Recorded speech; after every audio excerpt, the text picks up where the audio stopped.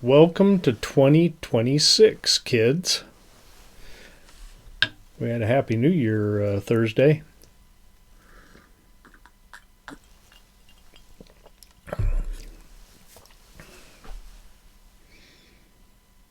I, of course, was at the gas station. Why does my nose itch? Right where my makeup is. Are you excited for a new year? Yes, I suppose it'd be nice to spruce this place up a little bit, little decor on the set. That might get us some viewers, huh? Well, I'm not so sure that the boss can afford to jazz up the set or anything. We'll be lucky if we can afford. I'm almost out of blue makeup. I got to get some more blue makeup. I'm just curious. Do you buy your makeup from a chemist? Where do you get it? No, I don't get it from the chemist. I get it from the party store.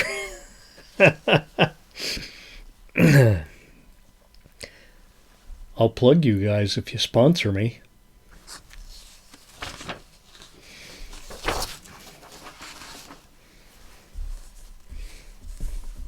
Percival's done plenty of plugging. Okay. So I know last week we were in the 80s. Oh.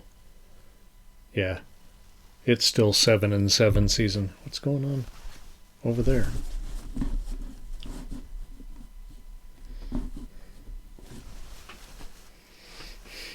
Is that too tall?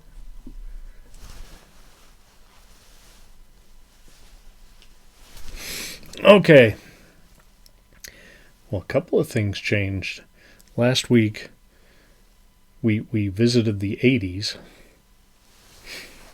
Kind of a new wave thing going on. Now we're going back to the 60s. And the weather kind of did the same thing. On Christmas, it was nearly 60 degrees. And now it's like 31 degrees out there. So let's try and get this done before the furnace kicks on. And we are drinking our New Year's 7 and 7s to start off the new year. Although I have some wonderful whiskey up there in a genie bottle that I got for Christmas. Okay, here we go. This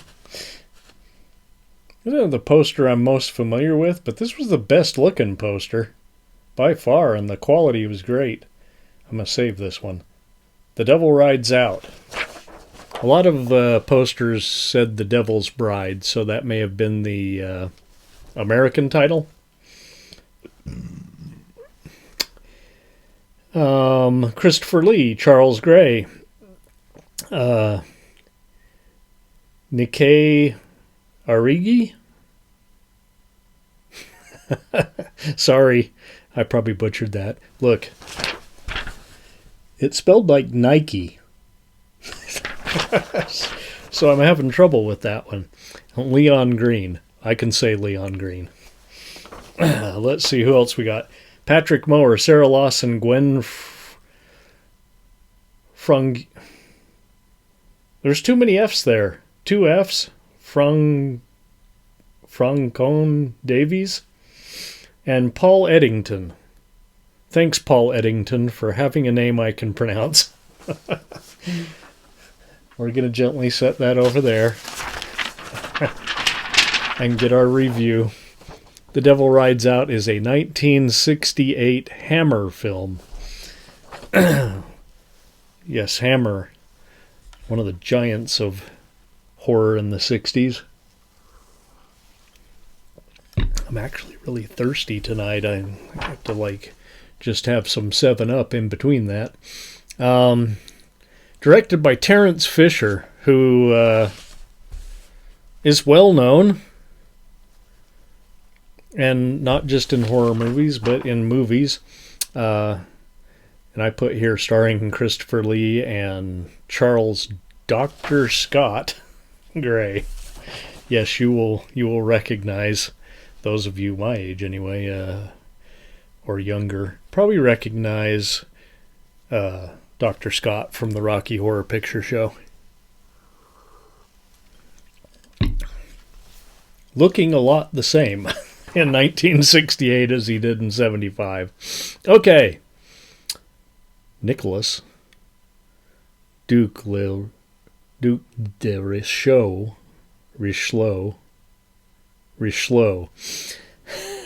Lee meets up with a high-flying pal Rex to go check on the son of one of Richelieu's old friends.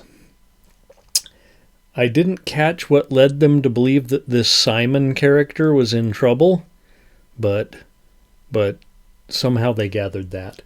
And they go over there and interrupt important satanic rituals.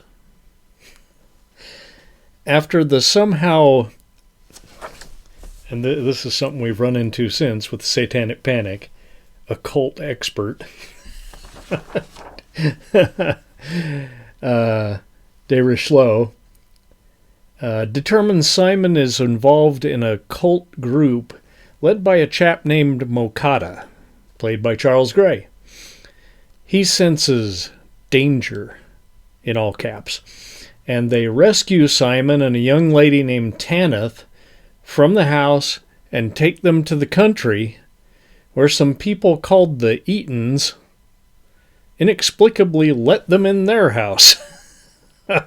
Hi, we're running away from a satanic cult. Do you mind if we take refuge in your home? But wait, Mokado has psychic powers, also in all caps, and leads the kidnapped pair to try and escape their new bondage. While de Richelieu has a very nice circle painted on the floor. So they not only let him in a house, but they let this kook draw a circle on the floor. And for the next hour or so, they stand inside the circle and repel various apparitions, mainly with holy water. The angel of death even appears, and somehow kills Tanith, who is out in the barn with Rex, instead of in the circle. Mokata then kidnaps the Eaton's daughter Peggy. Now these people have showed up at your house, drawn a circle on your floor, and yeah, we've seen the apparitions, they're real as can be, but you left your daughter Peggy up there in her room while we're all in the circle fighting off demons. Like, come on. Really? So Mikado is able to kidnap Peggy because she's not in the circle. All the forces of evil, I say here. So then they have to race against the clock to save this poor prepubescent girl from becoming the sacrificial lamb. Can they do it?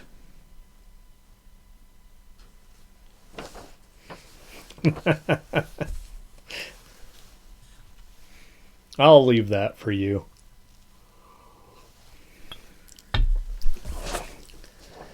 I've read a few places that this is considered one of Fisher's best works. But frankly, I just don't see it. This isn't even one of his better Hammer features, if you ask me. It's long, slow, boring, and in the end, comes off like a church sermon on the evils of the occult.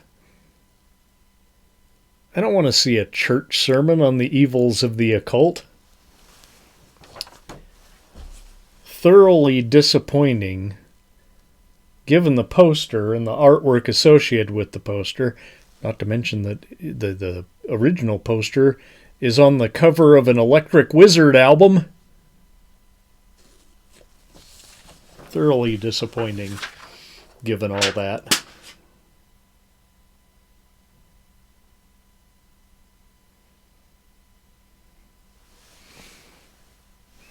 Did you like that one, Percival? I say no thank you, sir. Okay, then. We're in agreement. Oh.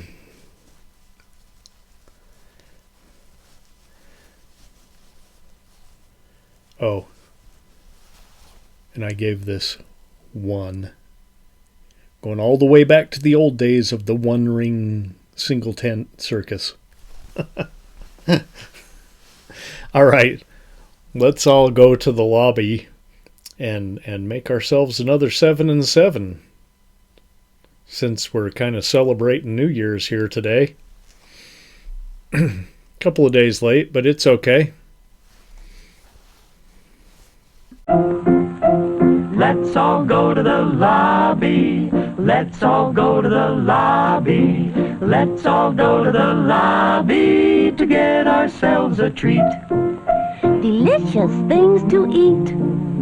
The popcorn can't be beat. The sparkling drinks are just dandy. The chocolate bars and the candy. So let's all go to the lobby to get ourselves a treat.